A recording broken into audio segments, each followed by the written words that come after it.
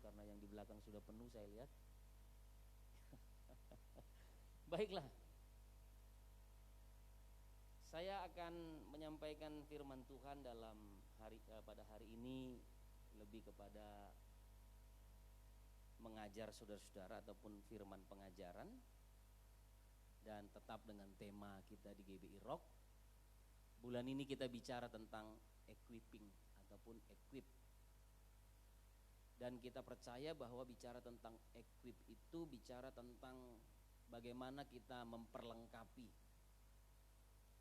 Dan ternyata sejak zaman Yesus ada di muka bumi ini, dia mempersiapkan murid-muridnya, memperlengkapi murid-muridnya, dan yang mau diajar diperlengkapi akan terus menyelesaikan tugas panggilannya, dan yang tidak mau diajar dan tidak mau diperlengkapi pada akhirnya tentunya meninggalkan Yesus. Nah, itu sebabnya lewat sebuah kisah yang sering kita dengar ataupun kita baca, dan kisah ini saya percaya Bapak Ibu Saudara GGC Jakarta Jemaat Tuhan pasti sering mendengarnya. Kita buka dalam Lukas pasal yang ke-9. Boleh bantu saya multimedia? Oke. Lukas pasal yang ke-9 ayat yang ke-10 sampai dengan ayat yang ke-17. Ya, di depan ada. Jemaat-jemaat di rumah boleh membuka Alkitabnya masing-masing. Sudah ketemu semua? Yang sudah ketemu katakan amin. Nah, firman Allah berkata demikian. Saya baca ya buat kita semua. Sekembalinya rasul-rasul itu menceritakan kepada Yesus apa yang telah mereka kerjakan. Lalu Yesus membawa mereka dan menyingkir ke sebuah kota yang bernama Betsaida, sehingga hanya mereka saja bersama dia. Akan tetapi orang banyak mengetahuinya lalu mengikuti dia. Ia menerima mereka dan berkata kepada mereka tentang kerajaan Allah, dan ia menyembuhkan orang-orang yang memerlukan penyembuhan. Pada waktu hari mulai malam, datanglah ke-12 muridnya kepadanya dan berkata, suruhlah orang banyak itu pergi, supaya mereka pergi ke desa-desa dan kampung-kampung sekitar ini untuk mencari tempat penginapan dan makanan, karena di sini kita berada di tempat yang sunyi. Tetapi Yesus berkata kepada mereka, kamu harus memberi mereka makan. Mereka menjawab, yang ada pada kami tidak lebih daripada 5 roti dan 2 ikan. Kecuali kalau kami pergi membeli makanan untuk semua orang banyak ini. Sebab di situ ada kira-kira 5.000 orang laki-laki. Lalu ia berkata kepada murid-muridnya, suruhlah mereka duduk berkelompok-kelompok. Kira-kira 50 orang sekelompok. Murid-murid melakukannya dan menyuruh semua orang banyak itu duduk. Dan ia mengambil 5 roti dan 2 ikan itu. Ia menengadah ke langit, mengucap berkat, lalu memecah-mecahkan roti itu dan memberikannya kepada murid-muridnya supaya dibagi-bagikannya kepada orang banyak. Dan mereka semuanya makan sampai kenyang. Kemudian dikumpulkan potongan-potongan roti yang sisa sebanyak 12 bakul. Saya percaya bahwa saudara-saudara sudah sering baca ayat-ayat ini, ya. Dan saudara-saudara tentunya sudah punya gambaran secara pikiranmu secara pribadi tentang kisah 5 roti dan 2 ekor ikan. Sisanya berapa? Berapa banyak sisanya? 12 bakul, ataupun dalam bahasa kita disebut dengan 12 keranjang. Ya. Nah, saya mau katakan bahwa hari-hari ini yang perlu kita mengerti adalah kisah ini dicatat oleh keempat Injil. Ada banyak kisah yang lain tetapi tidak tercatat dalam keempat Injil. Tetapi bicara tentang Yesus memberi makan 5.000 orang laki-laki, jelas-jelas tercatat oleh Injil.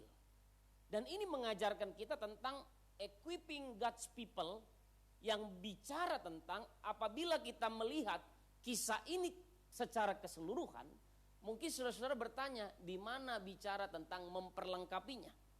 Di mana bicara tentang mempersiapkannya? Nah, kita akan melihat nanti lebih jauh bahwa kalau kita melihat secara keseluruhan, berita ataupun cerita tentang Yesus memberi makan 5.000 orang laki-laki dengan 5 ketul roti dan 2 ekor, 5 roti dan 2 ekor ikan. Kalau kita melihat secara keseluruhan gambar besar dari cerita ini, Yesus sedang mengequip murid-muridnya. Ya. Nah, kondisi saat itu adalah kondisi dan keadaan lapar rohani dan lapar jasmani. Dan kita mendapati kondisi yang sama juga terjadi di dunia kita hari-hari ini. Peristiwa ini terjadi 2000 tahun yang lalu. Tapi peristiwa yang sama, saya percaya dari tahun ke tahun, dari abad ke abad, selalu berulang dan selalu terjadi. Di mana kondisi keadaan lapar rohani dan lapar jasmani menggambarkan kondisi dunia kita hari ini. Amin.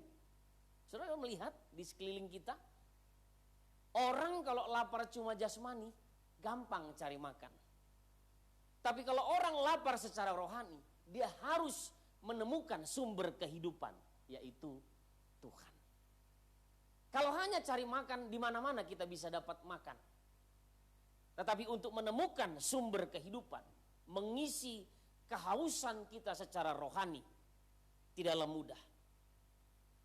Nah, mari kita lebih mengutamakan kebutuhan, menjawab kebutuhan kelaparan rohani daripada jasmani. Ini adalah prinsip Bapak Ibu Saudara. Sebab prinsip kerajaan Allah berkata, carilah dahulu kerajaan Allah dan kebenarannya. Maka yang jasmani Tuhan akan tambahkan.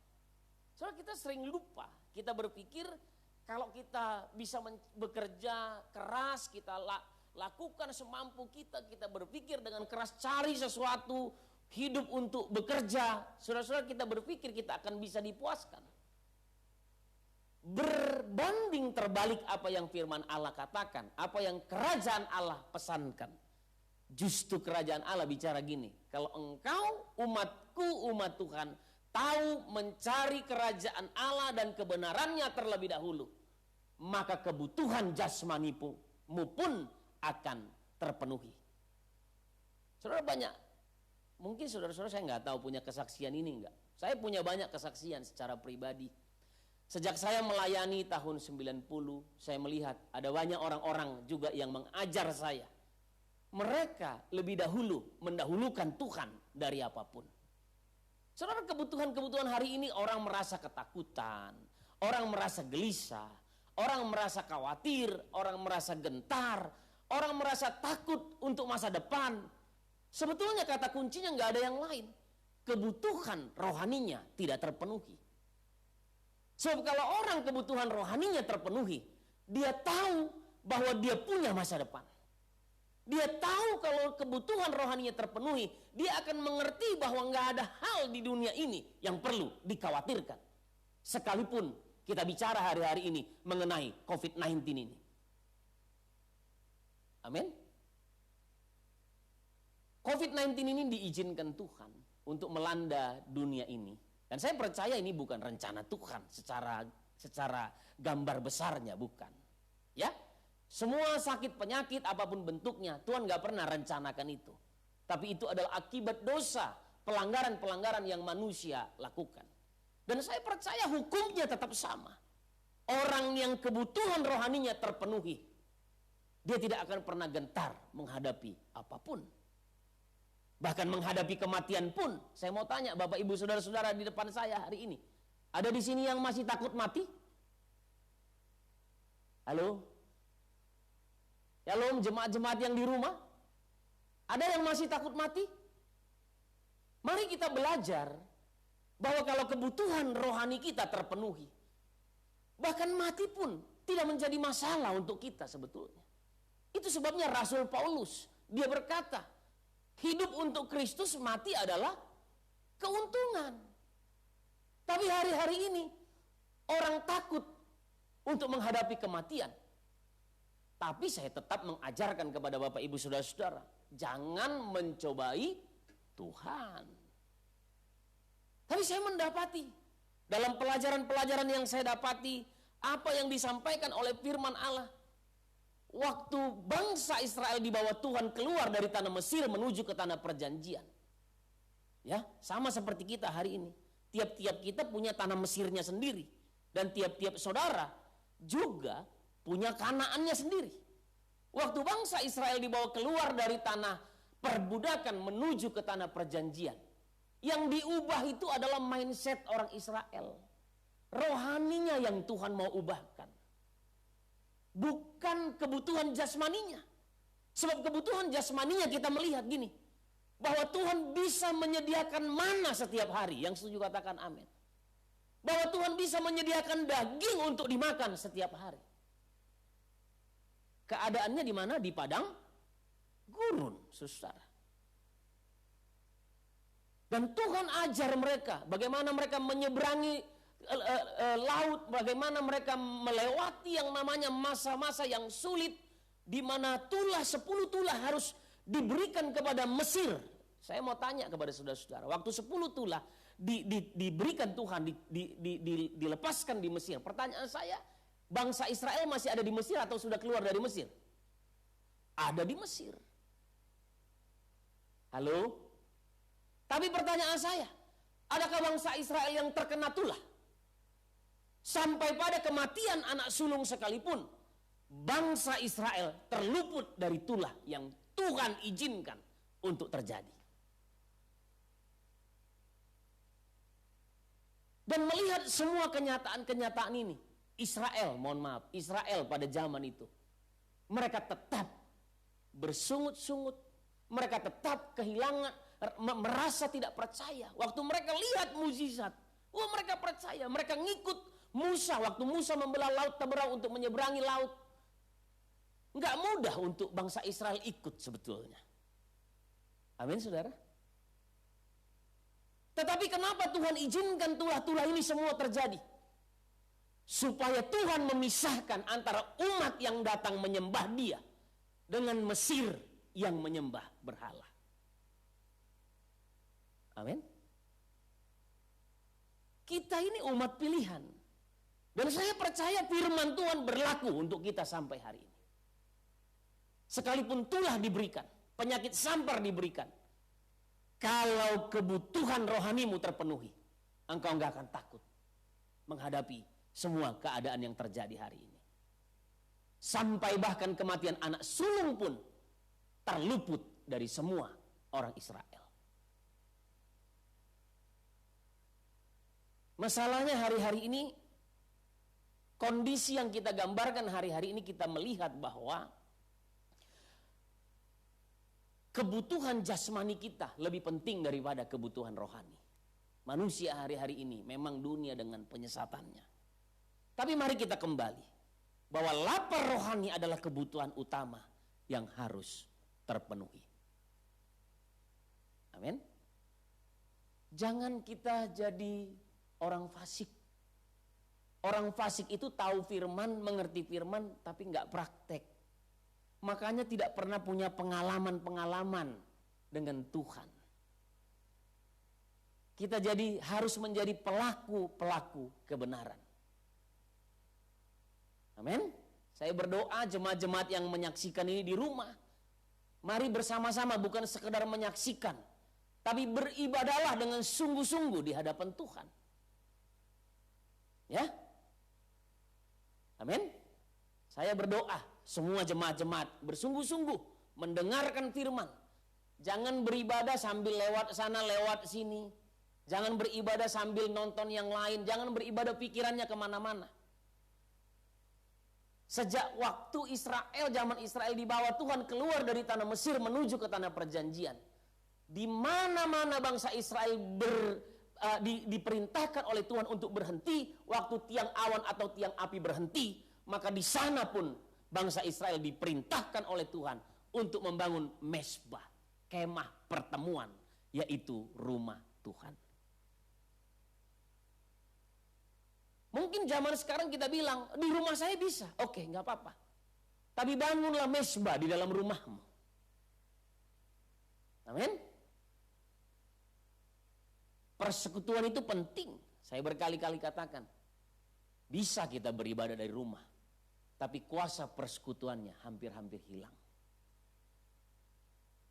Nah, itu sebabnya kita akan lihat bahwa kondisi ini menggambarkan saat 5 roti dan 2 ikan, waktu orang-orang Israel bergerombol mengikuti Yesus. Mereka mengikuti Yesus kemanapun mereka pergi, menggambarkan domba yang tidak tergembalakan. Sebetulnya Yesus waktu itu terlalu lelah, capek melayani. Ya, kalau saudara baca secara penuh, banyak kali Yesus berkata sebetulnya dia ingin pergi menghindar karena sudah terlalu lelah. Tetapi dia melihat sebuah kondisi, ada domba yang tidak tergembalakan, terluka, tercerai-berai, salah makan banyak, tidak aman dan tidak terjamin. Itu sebabnya Yesus terus mengambil keputusan dengan murid-muridnya untuk melayani orang banyak ini. Berapa orang tadi katanya? 5.000 orang laki-laki. Belum termasuk wanita dan anak-anak. Dalam sebuah penafsiran dikatakan, okelah kita anggap 5.000 laki-laki, 5.000 wanita, dan 5.000 anak-anak. Berarti berapa? 15.000 orang.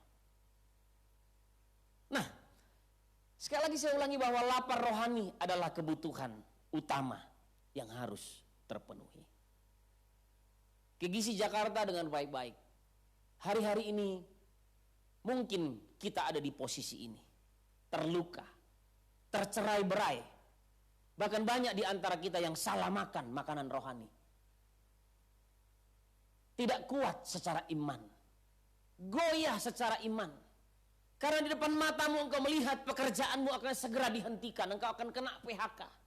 Mungkin di depan matamu engkau melihat bahwa untuk minggu depan udah gak ada lagi uang untuk kami berbelanja.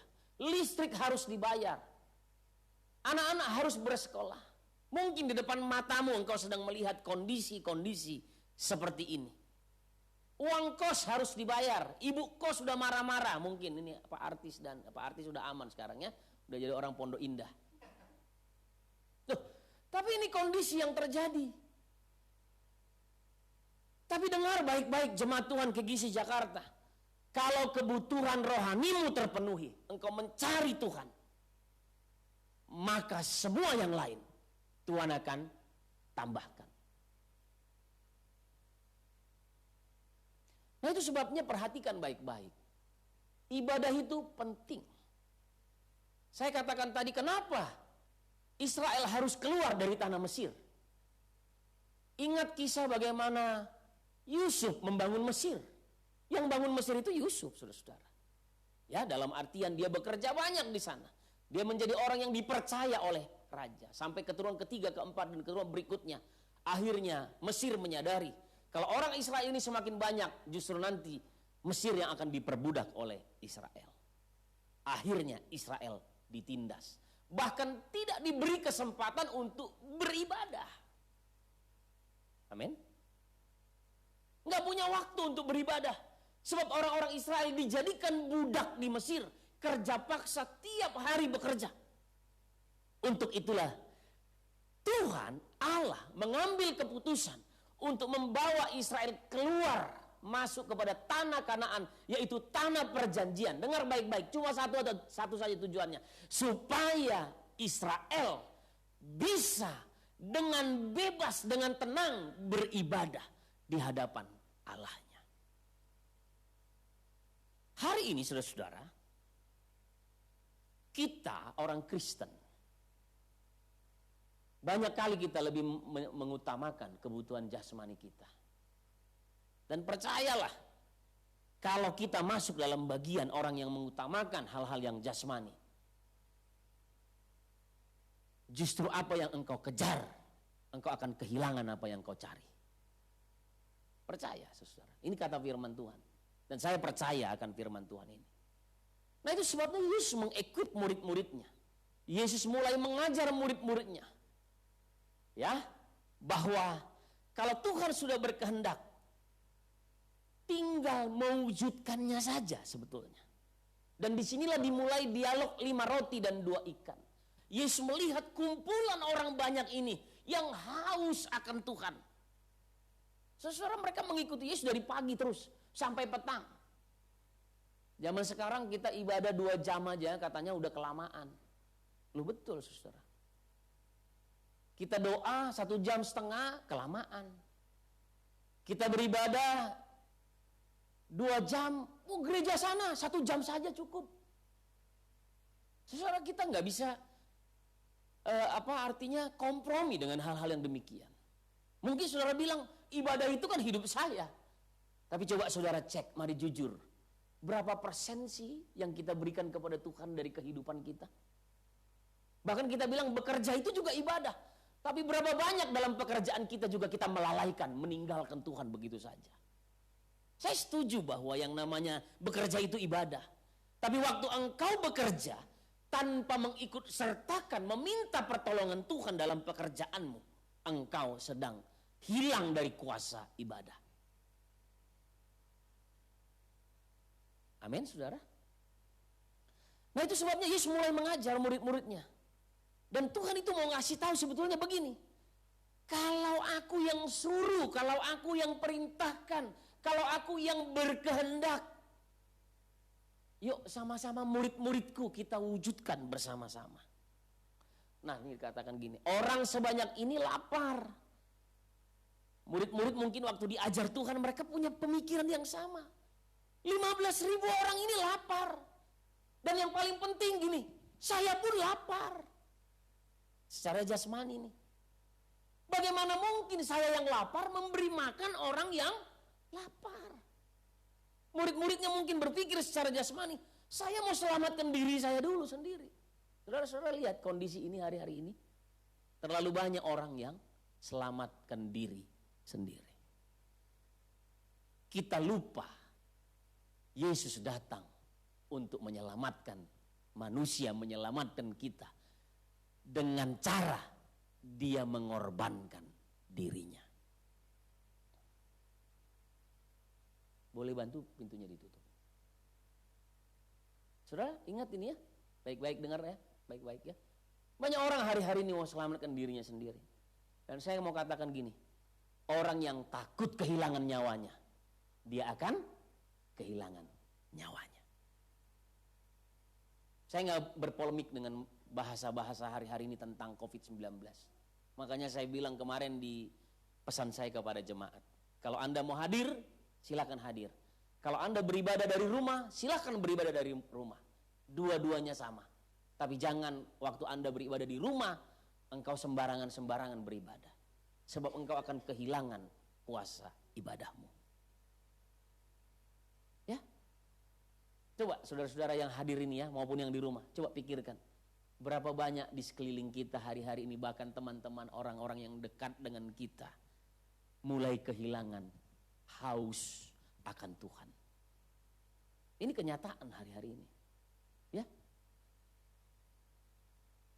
Gereja-gereja mengalami penurunan, bahkan survei 70% rohani turun.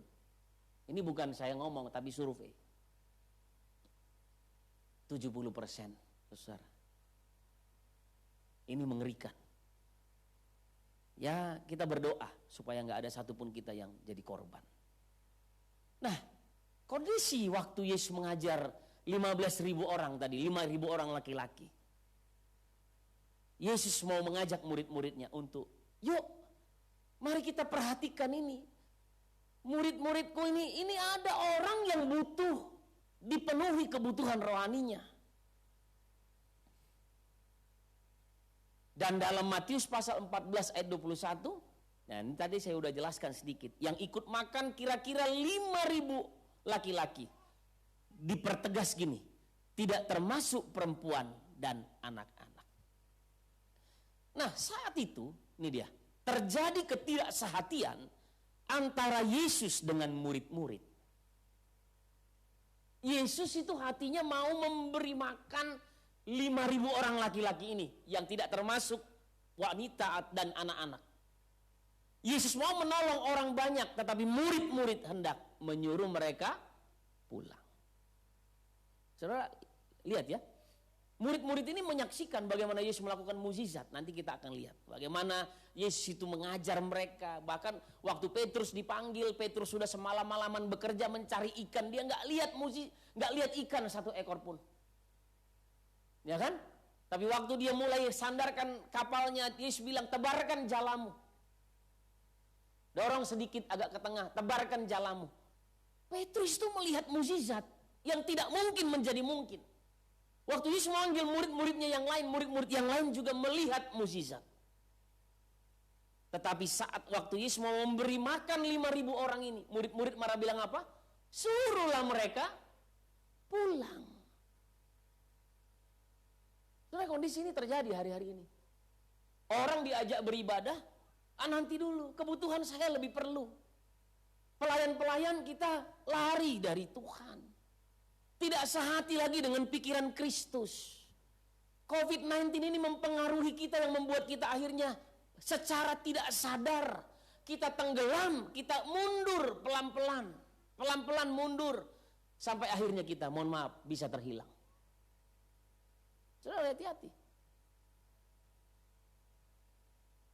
Saya mau tanya sama saudara. Saudara masih beriman nggak bahwa saudara-saudara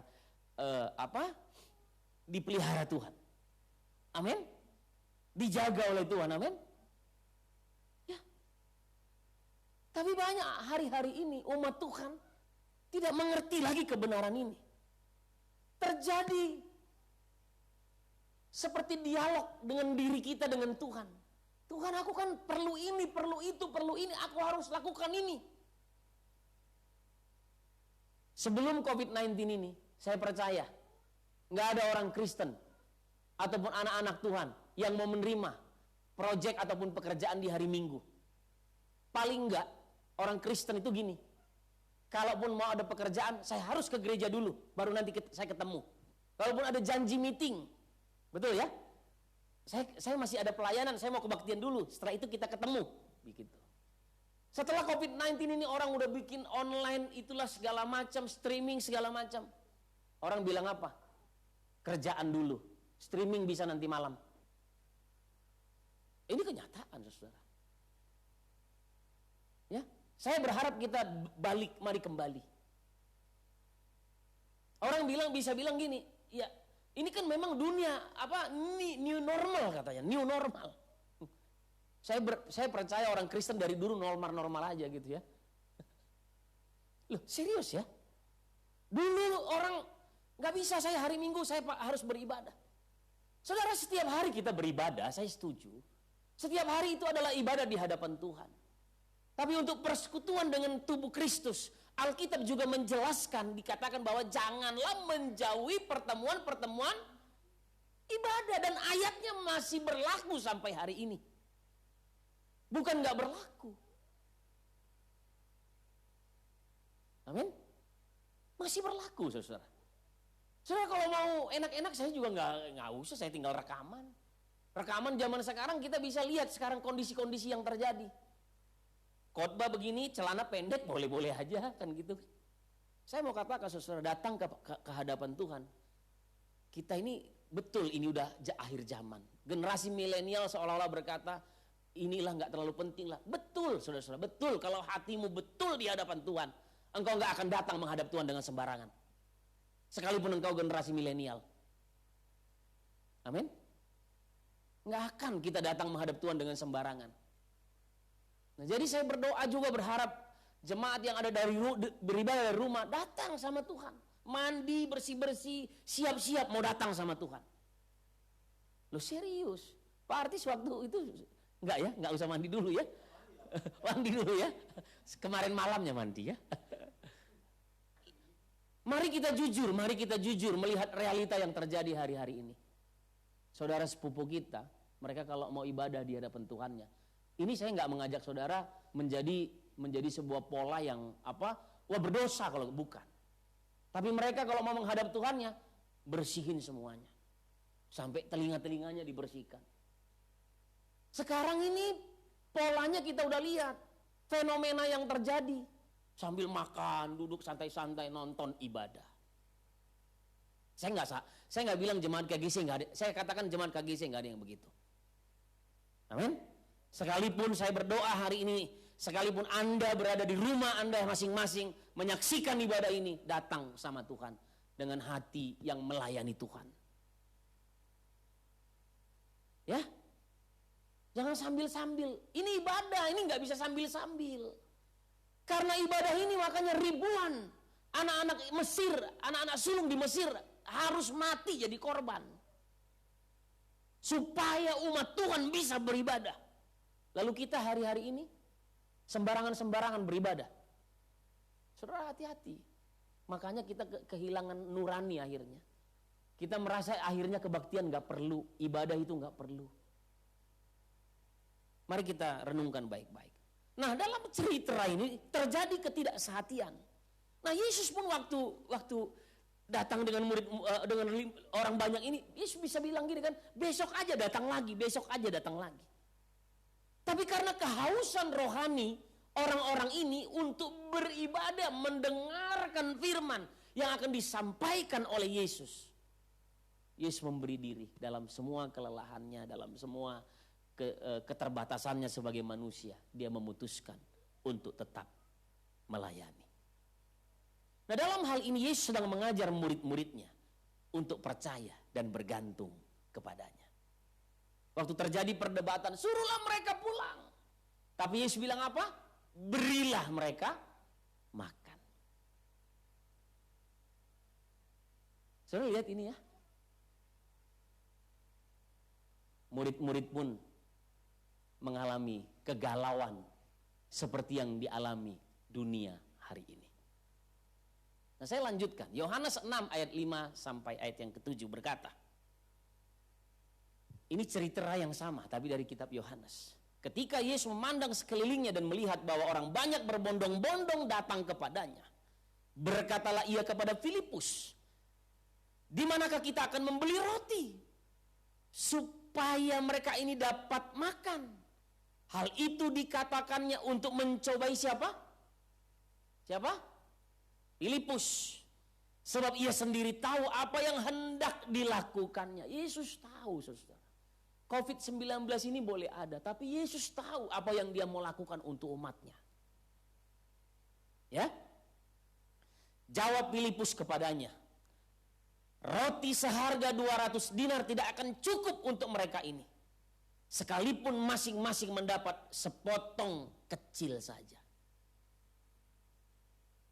Saya berpikir-pikir kenapa Filipus bilang roti seharga 200 dinar. Saudara-saudara, ini mungkin tafsiran saya. Yesus waktu melayani, mereka juga kumpulkan persembahan. Saudara setuju? Ada persembahan nggak waktu Yesus mulai melayani dengan murid-muridnya? Ada kotak persembahannya saya nggak tahu deh gitu ya. Tapi yang saya tahu Yesus dalam pelayanannya dengan 12 muridnya ada uang kasnya. Sama kayak gereja kita ini juga ada uang kas. Betul ya? Bendahara ada ya di belakang sana. Masih ada uang kas kita? Hampir habis gitu ya. Tapi saya mendapati gini, Filipus mungkin mengetahui uang kas itu tinggal 200 dinar. Zaman Israel, upah seorang bekerja sehari itu 1 dinar. Upah kerja sehari. Jadi 200 dinar itu gak cukup, ini banyak sekali orangnya Tuhan. Tapi Yesus sebetulnya sedang mencobai mereka, murid-muridnya. Yesus sedang mau berkata gini, kamu itu harus percaya bahwa aku ini sanggup melakukan mukjizat. Kenapa kamu ragu? Kita sedang melayani orang-orang ini, kita beribadah bersama-sama. Dan kalau kita memenuhi kebutuhan rohani orang-orang yang kita layani ini, maka kebutuhan jasmaninya pun aku akan menyediakan. Itu kata Yesus sebetulnya. Ya. Jadi 200 dinar gak cukup. Gimana? Sekalipun kata Filipus ini seolah-olah melecehkan Tuhan. Sekalipun itu roti yang kita udah beli banyak, dipotong kecil-kecil, dibagi-bagi, nggak cukup. Kira-kira Filipus menegaskannya sama Tuhan gitu. Kita pun sering gitu sama Tuhan kan. Gaji mana cukup, nggak cukup Tuhan.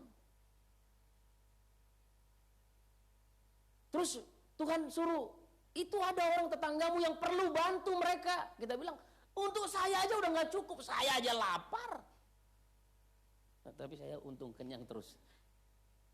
Halo, di masa-masa ini, kebutuhan rohani kita para pelayan harus tercukupi. Sama seperti murid-murid Yesus mengequip mereka, mempersiapkan mereka. Lalu tiba-tiba Andreas muncul untuk melaporkan keadaan seorang anak dengan 5 roti dan 2 ekor ikan.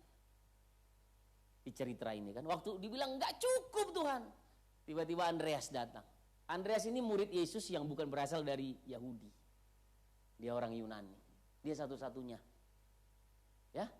Dan dia bilang gini, aku menemukan seorang anak. Dan didapati gini, bahwa Yesus mengucap syukur. 5 roti dan 2 ikan. Dimakan 5.000 orang laki-laki. Sisa 12 bakul ataupun 12 keranjang.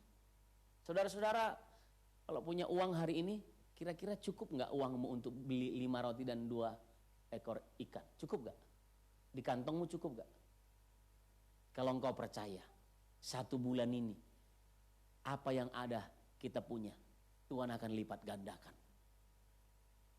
Masalahnya kita gak percaya, banyak kali kita ini ragu dengan pertolongan Tuhan. Baca cerita ini udah sering kita. Dari kecil kita nyanyi ya, 5 roti dan 2 ikan. Apa? Dimakan 5.000 orang. Tuh kayaknya kita beda generasi, jadi lagunya agak beda. Hah? Bukan, ya kalau gitu nanti saya menyalahkan guru sekolah minggu saya. Iya dong. Iya, dimakan 5.000 orang. Tuhan Yesus yang memberkati, sisa 12 keranjang. Itu yang diajar guru sekolah minggu saya ke saya. Kalau kalian mau nyalahkan saya, salahkan guru saya. Loh itu. Iya beda versi lah ya. Tapi kan intinya sama. Tapi saya mau katakan, kalau kita masih punya itu, ini denger nih. 5 roti 2 ikan, dimakan 15.000 orang. Sisanya berapa? 12 bakul. Waktu itu Yesus melayani, muridnya ada berapa? 12. Penafsiran saya lah, orang mau bilang alegori terserah. Kira-kira murid-murid tuh diajar Tuhan gini, kalau kau melayani, tiap-tiap kamu pulang, bawa 1 bakul masing-masing. Kalau engkau percaya. Di masa-masa sulit ini, dan kondisi itu juga terjadi, saudara. Itu masa-masa yang sulit. Kenapa? Kalau kau bawa pulang 12 keranjang, jangan lupa saya katanya. 12 bakul. Nah saya lanjutkan lagi. Di dalam Lukas pasal yang ke-9 ayat 1 sampai 6. Kisah tadi, Lukas pasal 9 ayat 7 sampai, berapa tadi kita baca? Hah? Ya, 7 sampai 10, sampai 14 kayaknya ya. 17, oke ya. Nah, dalam kisah tadi, itu adalah kisah waktu Yesus memberi makan 5.000 orang. Tapi kalau kita mundur lagi, dalam Lukas pasal 9 ayat 1 sampai 6, ini adalah waktu Yesus mengutus murid-muridnya. Coba saya baca ya, dengarkan baik-baik. Maka Yesus memanggil ke-12 muridnya, lalu memberikan tenaga, nah dengar baik-baik ya, tenaga dan kuasa kepada mereka untuk menguasai apa katanya? Setan-setan. Dan untuk menyembuhkan penyakit-penyakit. Dan ia mengutus mereka untuk memberitakan apa? Kerajaan Allah. Untuk menyembuhkan orang. Lalu dengar baik-baik, katanya kepada mereka, jangan membawa apa-apa dalam perjalanan. Seringkali kita kalau mau melayani, kita mikirin yang lain dulu, saudara. Ya, belum apa-apa udah mikirin yang lain dulu. Kemana? Di pelayanan apa ini? Gimana? Musisi, alat musiknya apa aja? Keyboardnya apa itu? Efraim mungkin ya? Enggak lah, ini papanya Kenneth. Keyboardnya apa? Waduh, nggak bisa, tangan saya nanti bisa luka-luka. Tuhan. Loh iya. Bassnya pakai bass apa? Bassnya pakai Prince katanya. Nggak laku tuh kelasnya Alfred apa? Caraya. Oh Caraya, lebih murah lagi tuh. Bandung punya itu Caraya ya. Ya paling nggak abang tahu lah musik-musik itu ya. Saya lama di area itu. Kita kan sering begitu, tapi Yesus waktu mengutus murid-muridnya dia bilang apa? Jangan membawa apa-apa dalam perjalanan. Jangan membawa tongkat atau bekal, roti atau uang atau 2 helai baju. Ngeri ya, saudara. Kalau kita zaman sekarang ini mau pelayanan, persiapan semuanya. Semua disiapin. Oh mau kemana? Mau pelayanan ke Jambi misalnya. Istri saya paling tahu, saya paling bawa 2-3 potong. Dia bilang, apa cukup ini bang? Dia nggak tahu saya baca ayat ini, gitu ya. Tapi tadi pagi istri saya berdoa luar biasa betul. Saya mau lewat aja saya nggak mampu. Saling melengkapi, amin. Saudara, Tuhan mengutus murid-muridnya, dia bilang gitu. Di-equip, diajar, dididik betul-betul. Diutus dan didoakan, diberi kuasa. Yang diberi kuasa itu untuk mengusir setan-setan. Bukan diberi kuasa untuk bertanya, apa nanti yang saya dapatkan? Halo? Tapi saya percaya semua jemaat Tuhan KGC Jakarta, baik yang ada di sini maupun di rumah, ini bukan kelas kita lagi, amin? Amin? Bukan, kalau kelas kita kan pesawatnya apa? Garuda atau apa? Gitu ya. Saya pernah mengikuti sebuah kegerakan, saudara. Dan wah, ada itu hamba-hamba Tuhan kalau ditanya, kemana terbang ke sana? Wah, saya Garuda ya. Serius saudara-saudara. Saya ketemu orang-orang yang begitu. Kalau saya ditanya beberapa kali ke daerah pedalaman, Pak naik pesawat apa? Kesini nggak ada pesawat yang ini. Yang penting jangan jatuh aja pesawatnya. Nggak apa-apa, kalian mau beli yang murah nggak apa-apa. Kalau uangnya kurang kasih tahu, nanti saya tambahin. Kalau nggak ada nggak apa-apa, saya beli sendiri. Saya praktekkan itu saudara. Itu sebabnya saya juga bisa melihat hari ini. Ini kesaksian kami keluarga. Kami nggak pernah ditinggalkan dan nggak pernah berkekurangan. Amin. Cuma kita ini sibuk sana, sibuk sini, cari yang bukan Tuhan suruh cari. Kuasa yang diberikan kepada kita adalah kuasa untuk menguasai para setan-setan, mengusir setan-setan, untuk menyembuhkan sakit penyakit. Nah murid-murid diperintahkan begitu. Dan apabila kamu diterima dalam suatu rumah, ayat yang keempat, tinggallah di situ sampai kamu berangkat dari situ. Dan kalau ada orang yang tidak mau menerima kamu, keluarlah dari kota mereka dan kebaskanlah debunya dari kakimu sebagai peringatan terhadap mereka. Lalu pergilah mereka dan mereka mengelilingi segala desa sambil memberitakan Injil dan menyembuhkan orang sakit di segala tempat. Jadi kisah waktu mereka mau memberi makan 15.000 orang, 5.000 orang laki-laki itu, sebelumnya mereka ini udah melakukan mukjizat, udah diutus. Ini orang yang melayani, hari-hari ini gambaran orang-orang yang ada dalam pelayanan, tapi rohaninya nggak terpenuhi. Nggak haus dan lapar lagi akan Tuhan. Sibuk dengan yang namanya rutinitas. Udah lagi tidak mengutamakan misi utamanya, dikatakan pergilah ayat 6. Lalu pergilah mereka dan mereka mengelilingi segala desa sambil memberitakan Injil dan menyembuhkan orang sakit di segala tempat. Halo? Amin ya. Banyak orang nggak concernnya ke sini lagi. Tugas utama kita beritakan Injil. Amin. Itu ibadah. Mereka udah diutus, ini murid-murid ini udah disiapkan oleh Tuhan. Tapi mereka, saya mau katakan gini, pada akhirnya murid-murid sukses di awal, tapi gagal dalam ujian akhir. Waktu diperhadapkan dengan yang besar, beri makan 5.000 orang. Mereka bilang apa? Suruhlah mereka pulang.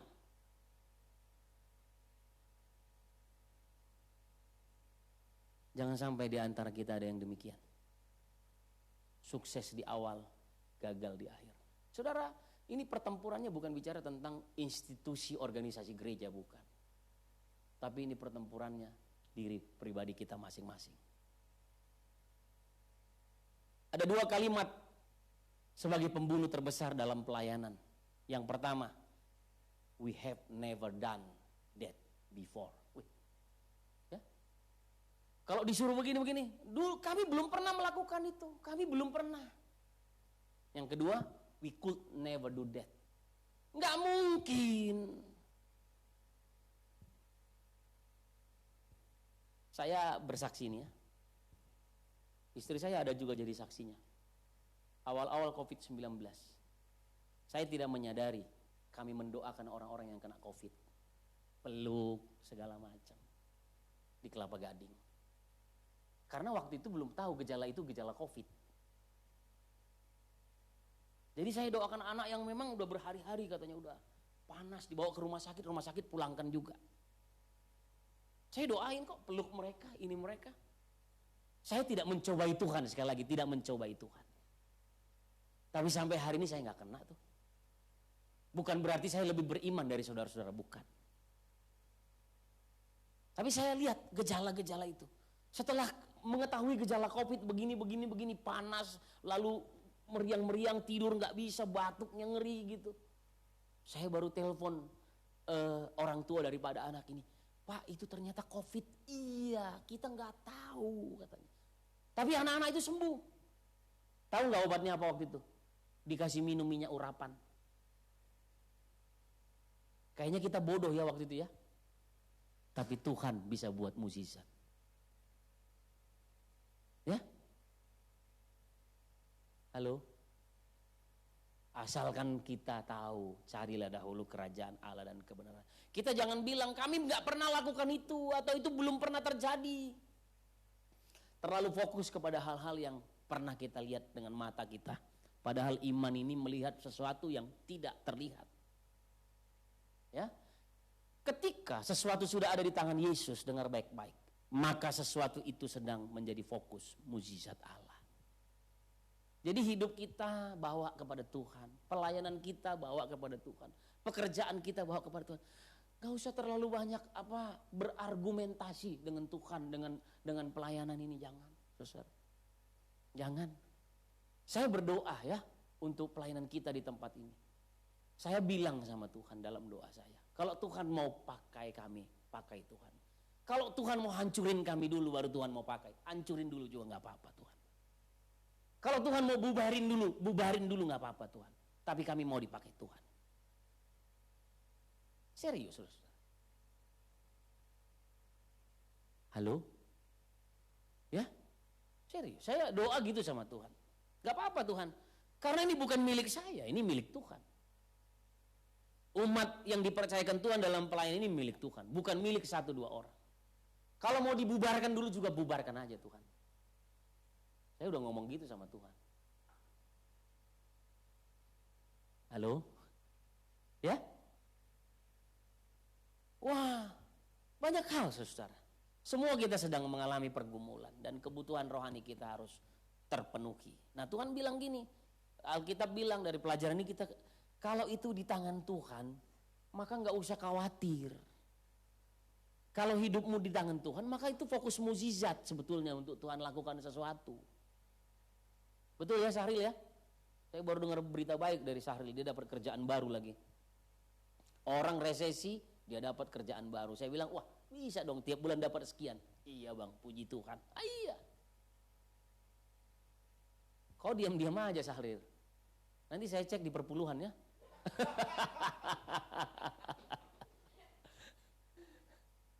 Saya bersyukur gitu ya. Saya memang bilang dia, Syahril kalau ini nanti kasih harga aja Syahril segini.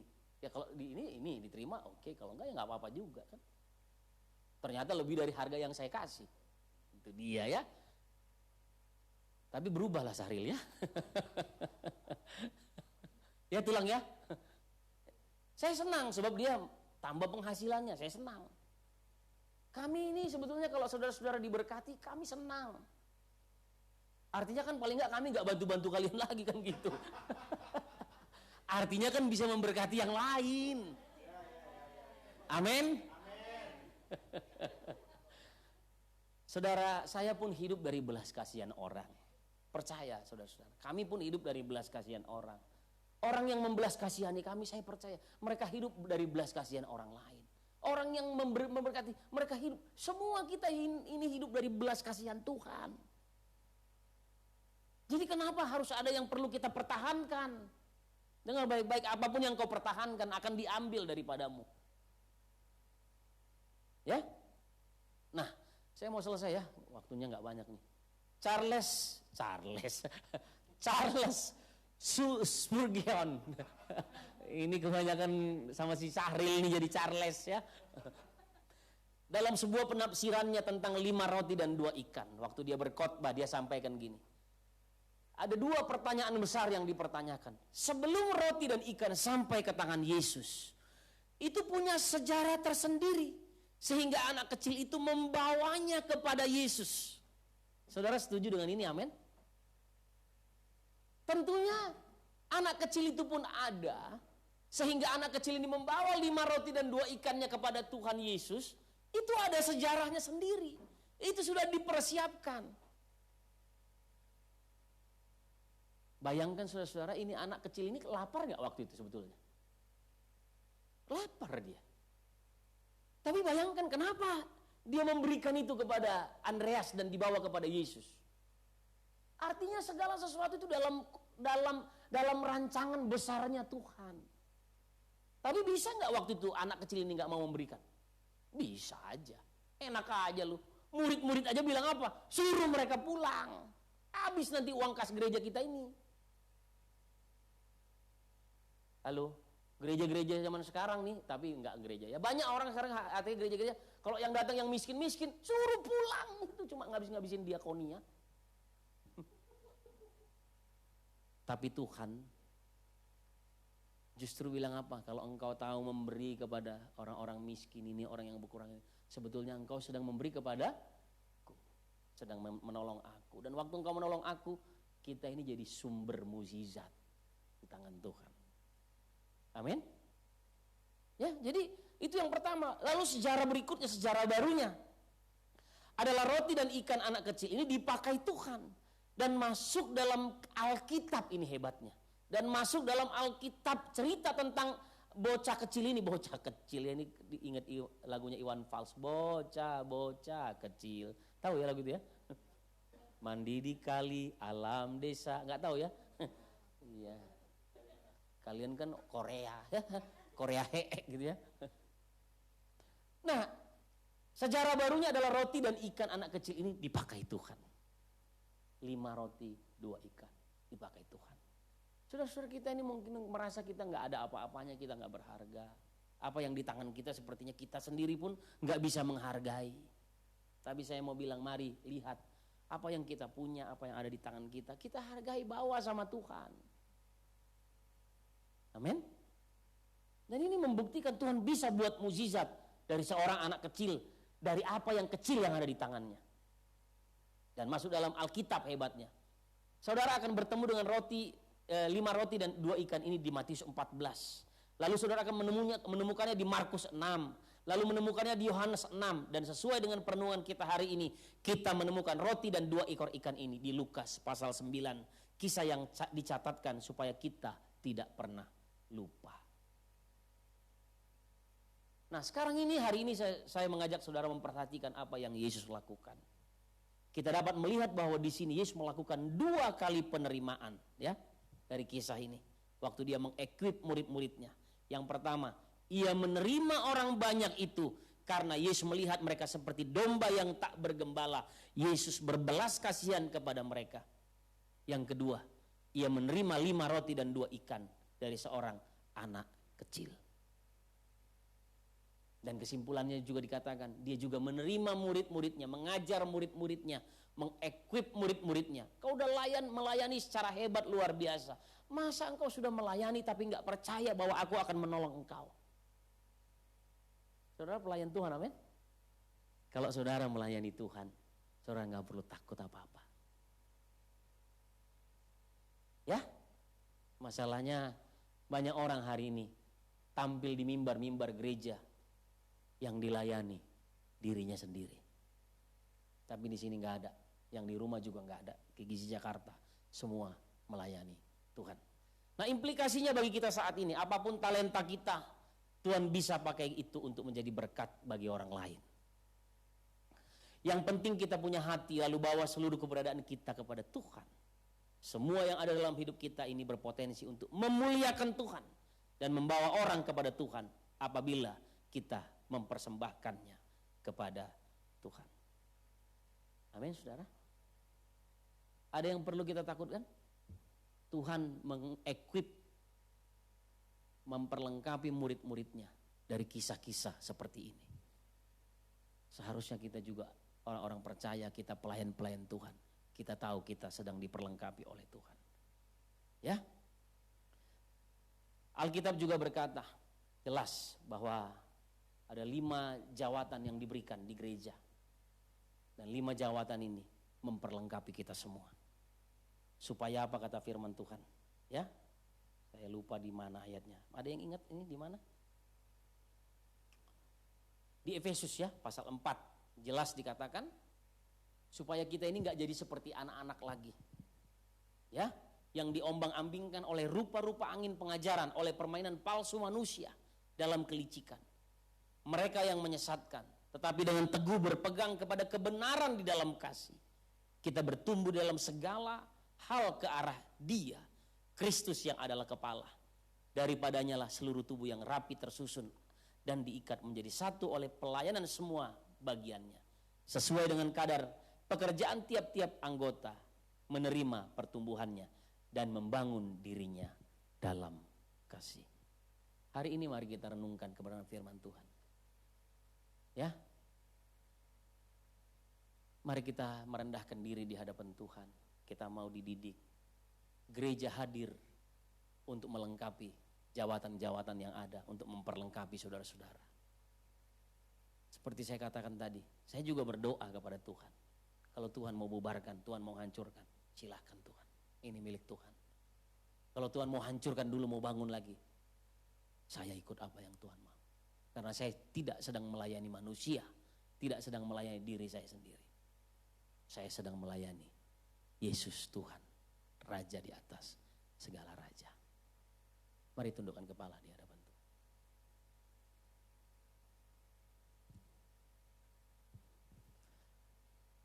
Haleluya.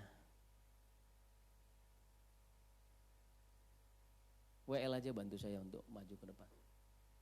Terima kasih Tuhan.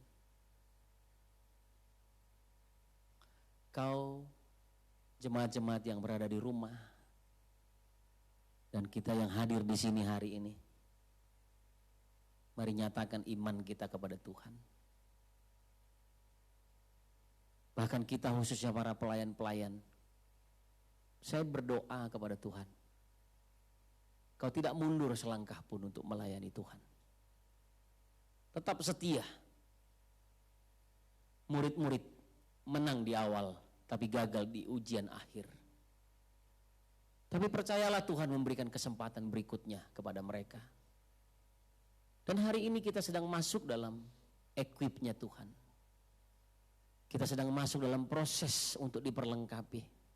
Satu yang saya dapati dalam pelajaran ini hari ini, merendahkan hati di hadapan Tuhan. Datang seperti seorang anak kecil. Sekalipun dia kecil, dengan pemberian yang kecil di hadapan Tuhan. Tapi dia datang kepada Tuhan dengan sukacita, memberi apa yang dia punya.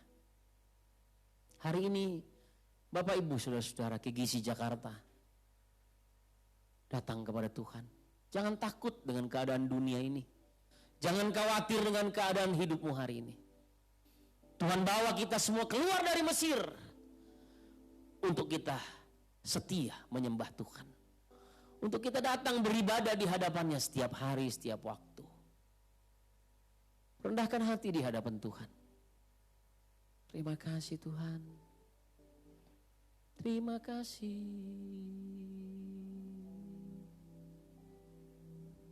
Ku mau seperti-Mu Yesus